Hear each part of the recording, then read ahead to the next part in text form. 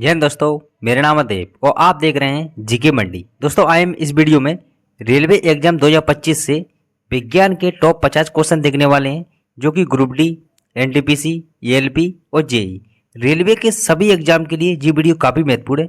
तो इस वीडियो को लास्ट तक आपको जरूर देखना है और जरूर बताएंगे कि 50 में से आपके कितने क्वेश्चन सही हुए। और लास्ट में 2 क्वेश्चन मैंने आपके रखे हैं जिसका आंसर आपको कमेंट बॉक्स में देना है। तो चलते हैं दोस्तों, क्वेश्चन देखते हैं यहाँ पर कि मनुष्य के शरीर का तापमान है वो होता है 0 degree kelvin, 37 degree Celsius, 98 degree Celsius या 100 डिग्री सेल्सियस। तो मनुष्य के शरीर का तापमान है ये कितने डिग्री सेल्सियस होता है? तो इसका सही उत्तर क्या होगा यहाँ पर? तो ऑप्शन 20 का राइट आंसर होगा 37 डिग्री सेल्सियस होता है। उसी प्रकार नेक्स्ट क्वेश्चन देखते हैं यहाँ पर कि प्रकाश वर्ष है ये किसकी इकाई है? दूरी की, तापमान की, समय की या दोनों की? तो प्रकाश वर्ष है ये किसकी इकाई होती है? तो ऑप्शन ए इसका राइट आंसर होगा दूरी की इकाई है। उसी प्रकार नेक्स्ट क्वेश्चन देखते हैं यहाँ पर निम्न में से कौन सा सांप है जो जहरीला नहीं है? कोबरा, वाइपर, कोरल स्नेक या अजगर? तो कौन सा सांप होता है जो जहरीला नहीं होता? तो ऑप्शन डी इसका राइट आंसर होगा अजगर ऐसा सांप है जो जहरीला नहीं होता है। उसी प्रकार नेक्स्ट क्वेश्चन देखते हैं यहाँ पर किन तत्वों की इंता हड्डियों की कमजोरी के लिए उत्तरदायी है? दोस्तों मोस्ट टाइम भी क्वेश्चन है कि किन तत्वों की इंता है वो हड्डी की कमजोरी के लिए उत्तरदायी होती है?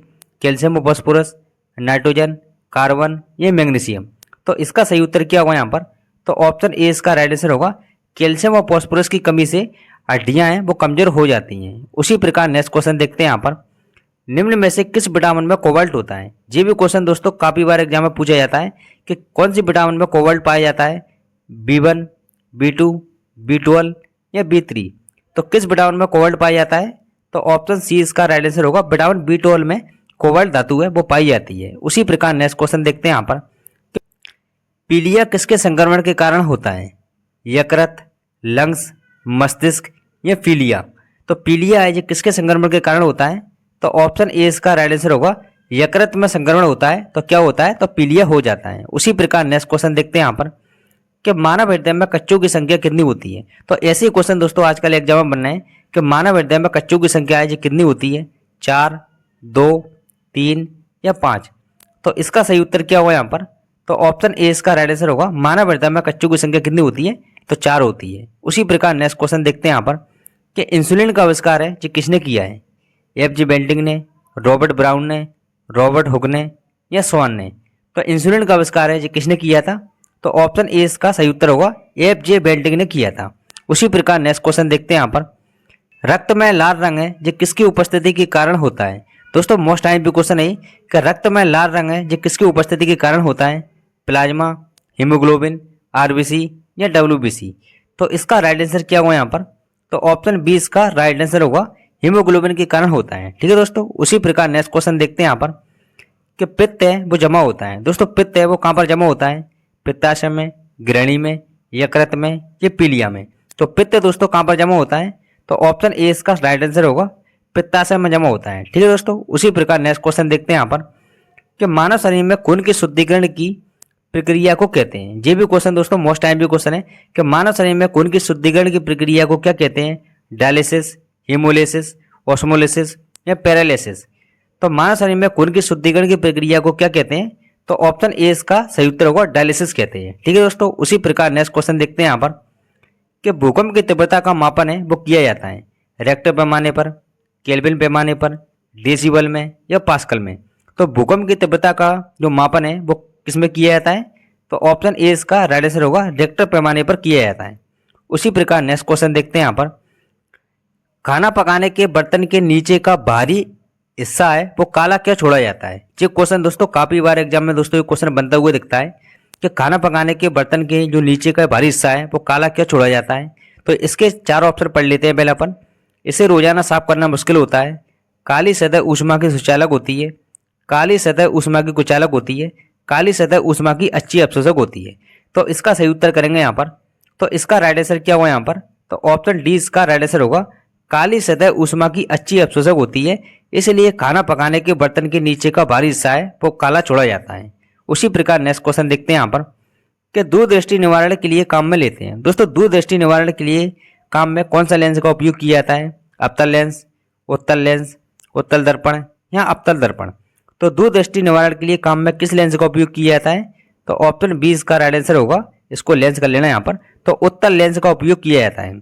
उसी प्रकार नेक्स्ट क्वेश्चन देखते हैं यहाँ पर कि एक दांत चिकित्सक द्वारा रोगी के दांतों की जांच के लिए प्रयुक्त होने वाला दर्पण है। ये भी क्वेश्चन दोस्तों मोस्ट टाइम भी क्वेश्चन है। अवतल दर्पण, उत्तल दर्पण, समतल दर्पण या बेलनाकार दर्पण, तो किस दर्पण का उपयोग किया जाता है? तो ऑप्शन ए इसका राइट आंसर होगा। अवतल दर्पण का उपयोग किया जाता है एक दांत चिकित्सक द्वारा। उसी प्रकार नेक्स्ट क्वेश्चन देखते हैं यहाँ पर, पानी में डूबी एक छड़ी है, वो किस संवृत्ति के कारण है मुड़ी हुई प्रतीत होती है? प्रकाश का विवर्तन, प्रकाश का परावर्तन, प्रकाश का अपवर्तन या प्रकाश का परिकरण। तो पानी में डूबी हुई छड़ी है, वो किस संवृत्ति के कारण मुड़ी हुई दिखाई देती है? तो ऑप्शन सी इसका राइट आंसर होगा। प्रकाश के अपवर्तन के कारण है वो मुड़ी हुई दिखाई देती है। उसी प्रकार नेक्स्ट क्वेश्चन देखते हैं यहाँ पर कि निम्न में से अस्थायी कण है। दोस्तों निम्न में से कौन सा कण है जो अस्थायी कण कहलाता है? प्रोटॉन, न्यूट्रॉन, इलेक्ट्रॉन या अल्फा कण है। तो कौन सा कण है जो अस्थायी कण होता है? तो ऑप्शन बी इसका राइट आंसर होगा। न्यूट्रॉन एक अस्थायी कण है। ठीक है दोस्तों, आपको याद रखना है न्यूट्रॉन एक अस्थायी कण है। इतना ही क्वेश्चन आता है जी, और कई बार एग्जाम में दोस्तों ये क्वेश्चन बनता हुआ दिखता है यहाँ पर। तो इस क्वेश्चन को आप करेंगे नोट डाउन। और चलते हैं नेक्स्ट क्वेश्चन देखते हैं यहाँ पर कि डॉपलर प्रभाव संबंधित है। दोस्तों डॉपलर प्रभाव है ये किससे संबंधित है? जनसंख्या से, ध्वनि से, मनोविज्ञान से या मुद्रा प्रचलन से। तो डॉपलर प्रभाव है ये किससे संबंधित है? तो ऑप्शन बी इसका राइट आंसर होगा। ध्वनि से संबंधित है। उसी प्रकार नेक्स्ट क्वेश्चन देखते हैं यहाँ पर कि निम्न में से कौन सा अर्धचालक है? तो आपको चार ऑप्शन में से बताना है निम्न में से कौन सा अर्धचालक है? सोना, जर्मेनियम, सीसा या एल्यूमिनियम। तो कौन सा अर्धचालक होता है? तो ऑप्शन बी इसका राइट आंसर होगा। जर्मेनियम अर्धचालक है। ठीक है दोस्तों, जर्मेनियम क्या है? एक अर्धचालक धातु है। उसी प्रकार नेक्स्ट क्वेश्चन देखते हैं यहाँ पर कि आकाश किसके कारण नीला दिखाई देता है? ये भी क्वेश्चन दोस्तों काफी बार एग्जाम में पूछा जाता है कि आकाश है ये किसके कारण नीला दिखाई देता है? प्रकीर्ण, विवर्तन, परावर्तन या अपवर्तन। तो आकाश है ये किसके कारण नीला दिखाई देता है? तो ऑप्शन ए इसका सही उत्तर होगा। प्रकीर्ण के कारण है आकाश है वो नीला दिखाई देता है। उसी प्रकार नेक्स्ट क्वेश्चन देखते हैं यहाँ पर कि लोहे पर जंग लगने की प्रक्रिया है ये क्या कहलाती है? ये भी क्वेश्चन दोस्तों मोस्ट टाइम भी क्वेश्चन है। तो लोहे पर जंग लगने की क्रिया है ये क्या कहलाती है? द्रव्यमान, अवशोषण, ऑक्सीकरण या अपकरण। तो इसका सही उत्तर क्या हुआ यहाँ पर? तो ऑप्शन सी इसका राइट आंसर होगा। ऑक्सीकरण कहलाती है। ठीक है दोस्तों, लोहे पर जंग लगने की क्रिया क्या कहलाती है? तो ऑक्सीकरण कहलाती है। अगर लोहे पर अगर जंग लगती है तो लोहे का भार है वो बढ़ जाता है। तो ये भी आपको याद रखना है, ये भी क्वेश्चन एग्जाम में पूछा जाता है। तो चलते हैं नेक्स्ट क्वेश्चन देखते हैं यहाँ पर, जीवन की मूलभूत इकाई क्या है? कोशिकांग, ऊतक, अंग या कोशिका। तो जीवन की मूलभूत इकाई है वो क्या होती है? तो ऑप्शन डी इसका सही उत्तर होगा। कोशिका है। ठीक है दोस्तों, उसी प्रकार नेक्स्ट क्वेश्चन देखते हैं यहाँ पर कि टाइफाइड है ये किसके कारण से होता है? जीवाणु से, विषाणु से, प्रोटीन से या प्रोटोजा से। तो टाइफाइड है ये किसके कारण होता है? तो ऑप्शन ए इसका सही उत्तर होगा। जीवाणु से क्या होता है? तो टाइफाइड होता है। उसी प्रकार नेक्स्ट क्वेश्चन देखते हैं यहाँ पर, प्रकाश संश्लेषण है वो किस में अधिकतम होता है? ये क्वेश्चन दोस्तों मोस्ट टाइम भी क्वेश्चन है कि प्रकाश संश्लेषण है ये किस में अधिकतम होता है? तो इसका राइट आंसर करेंगे यहाँ पर। तो इसका सही उत्तर क्या होगा यहाँ पर? तो ऑप्शन बी इसका राइट आंसर होगा। लाल प्रकाश में प्रकाश संश्लेषण है वो अधिकतम होता है। उसी प्रकार नेक्स्ट क्वेश्चन देखते हैं यहाँ पर कि पाचन के बाद प्रोटीन है वो किस में परिवर्तित होता है? ग्लूकोज, वसा, अमीनो एसिड या सुक्रोज। तो पाचन के बाद प्रोटीन है वो किस में परिवर्तित हो जाता है? तो ऑप्शन सी इसका राइट आंसर होगा। अमीनो एसिड में परिवर्तित हो जाता है। उसी प्रकार नेक्स्ट क्वेश्चन देखते हैं यहाँ पर, प्रतिरोध का एसआई मात्रक है ये क्या है? ओम, एम्पियर, वाट या कूलाम। तो आपको बताना है कि प्रतिरोध का एसआई मात्रक है ये क्या होता है? तो ऑप्शन ए इसका सही उत्तर होगा। ओम है। उसी प्रकार यहाँ पर देखेंगे विद्युत धारा। तो दोस्तों ये भी क्वेश्चन पूछा जाता है कि विद्युत धारा का जो एसआई मात्रक है वो क्या होता है? तो एम्पियर होता है। उसी प्रकार यहाँ पर देखेंगे वाट। तो वाट किसका मात्रक होता है? तो शक्ति का मात्रक क्या होता है? तो वाट होता है। उसी प्रकार यहाँ पर देखेंगे कूलम। तो कूलम किसका मात्रक होता है? तो विद्युत आवेश का मात्रक क्या होता है? तो कूलम होता है। तो ये भी आपको याद रखना है कि विद्युत आवेश का एसआई मात्रक क्या होता है? तो कूलम होता है। ये चारों दोस्तों आपको याद रखना है, जो कि मोस्ट टाइम भी क्वेश्चन है। कहीं ना कहीं एग्जाम में ये क्वेश्चन पूछे गए हैं, इसलिए दोस्तों मैंने सारे क्वेश्चन इसमें ऐड किए हैं। तो चलते हैं नेक्स्ट क्वेश्चन देखते हैं यहाँ पर कि साधारण नमक का रासायनिक सूत्र है ये क्या है? NaCl, NaOH, Na2CON या NaO। तो साधारण नमक का रासायनिक सूत्र है ये क्या है? तो ऑप्शन ए इसका राइट आंसर होगा। NaCl है। ठीक है दोस्तों, आपको याद रखना है जी। तो चलते हैं नेक्स्ट क्वेश्चन देखते हैं यहाँ पर कि प्रकाश वर्ष है ये किसकी इकाई है? दूरी की, तापमान की, समय की या ध्वनि की। तो प्रकाश वर्ष है ये किसकी इकाई होती है? तो ऑप्शन ए इसका राइट आंसर होगा, दूरी की इकाई है। उसी प्रकार नेक्स्ट क्वेश्चन देखते हैं यहाँ पर कि हवा में 0 डिग्री सेंटीग्रेड पर ध्वनि की गति है वो कितनी होती है? 332 मीटर प्रति सेकंड, 340 मीटर प्रति सेकंड, 350 मीटर प्रति सेकंड या 500 मीटर प्रति सेकंड। तो हवा में 0 डिग्री सेंटीग्रेड पर ध्वनि की गति है वो कितनी होती है? तो ऑप्शन ए इसका राइट आंसर होगा, 332 मीटर प्रति सेकंड होती है। ठीक है दोस्तों, उसी प्रकार नेक्स्ट क्वेश्चन देखते हैं यहाँ पर कि पीलिया रोग से ग्रसित व्यक्ति के आंखों का जो रंग है वो कैसा हो जाता है? जो दोस्तों आपको बताना है कि पीलिया रोग में ग्रसित व्यक्ति है, इनकी आंखों का रंग है जो किस प्रकार का हो जाता है? हरा, नीला, लाल या पीला। तो इसका राइट आंसर क्या हुआ यहाँ पर? तो ऑप्शन डी इसका सही उत्तर होगा, पीला रंग हो जाता है। ठीक है दोस्तों, उसी प्रकार नेक्स्ट क्वेश्चन देखते हैं यहाँ पर शरीर में विटामिन सी की कमी से कौन सा रोग हो जाता है? रतौंधी, बेरीबेरी, रिकेस्ट या स्कर्वी। तो विटामिन सी की कमी से कौन सा रोग हो जाता है? तो ऑप्शन डी इसका राइट आंसर होगा, स्कर्वी रोग हो जाता है। उसी प्रकार यहाँ पर देखेंगे रतौंधी, तो रतौंधी किस विटामिन की कमी से होता है? तो विटामिन ए की कमी से होता है। और बेरीबेरी किसकी कमी से होता है? तो विटामिन बी की कमी से कौन सा रोग होता है? तो बेरीबेरी रोग होता है। उसी प्रकार रिकेस्ट रोग किसकी कमी से होता है?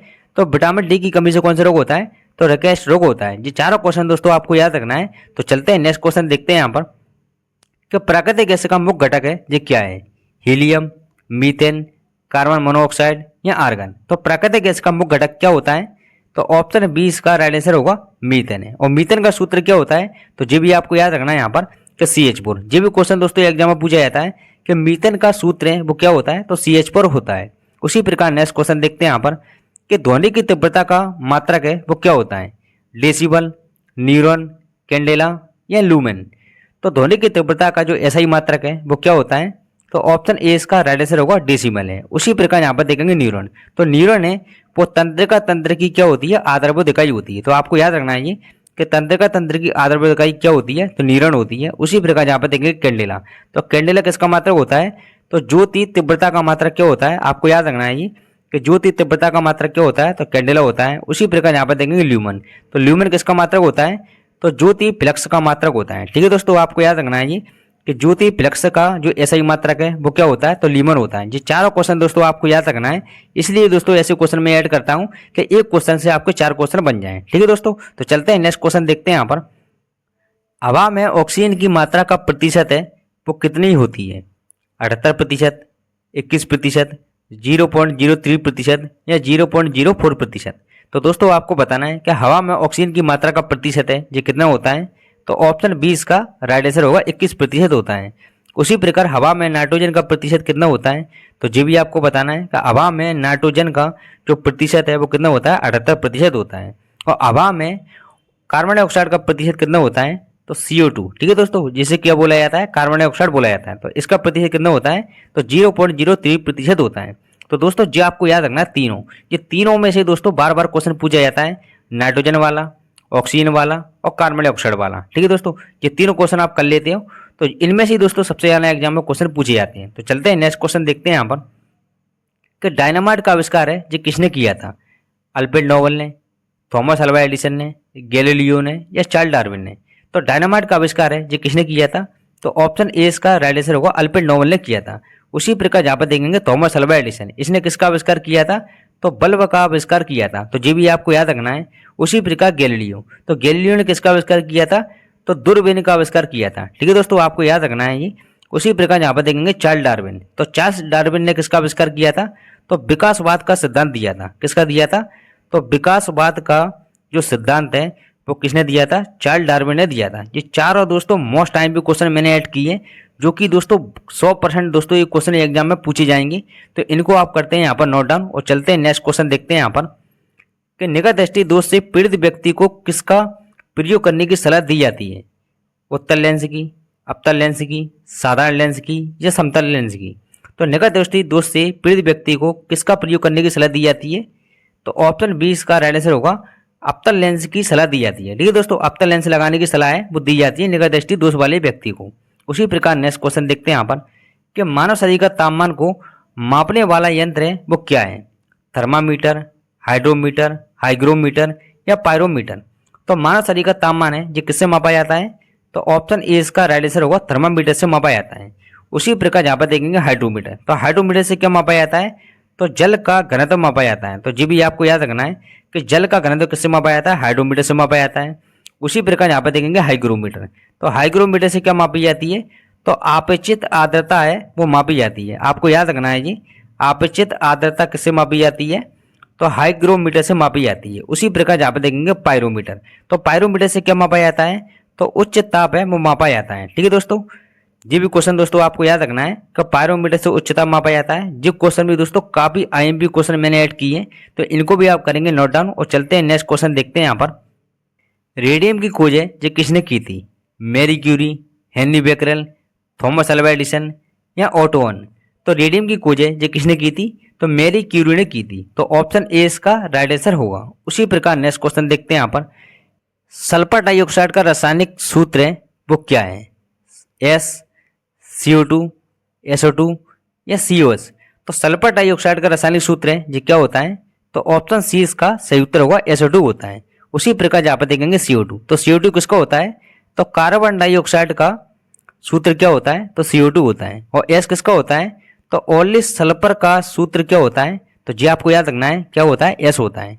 और CO2 किसका होता है, तो कार्बन डाइऑक्साइड का होता है।